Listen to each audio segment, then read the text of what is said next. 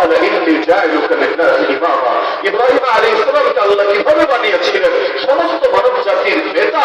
আল্লাহ কোরআনে বলেছিলেন যে ইব্রাহিমকে পরীক্ষা করেছে অনেকগুলো বিষয় দিয়ে, সবগুলো পরীক্ষায় তিনি পাস করেছেন। তখন আল্লাহ ঘোষণা দিয়ে দিয়েছেন, শোনো ইব্রাহিম, তোমাকে সমস্ত মানুষের নেতা বানিয়ে দেব। আজ রব্বুল আলামিন পরীক্ষা করেছেন, কিন্তু এই পরীক্ষায় যারা টিকে যাচ্ছে তাদেরকে নিয়ে কিন্তু ইতিমধ্যে গোটা দেশ স্বপ্ন দেখতে শুরু করেছে। এই কথাটা আমি কত শত মানুষের এখানে শুনেছি, হিসাব নাই, যে এই হুবহু একই ধরনের বাক্য বলেছে যে হুজুর, এই কারামুক্ত আলেমদের মধ্যেই আমরা বিজয়ের নেতৃত্ব দেখতে পাই। তো মূলত ভালোবাসা দান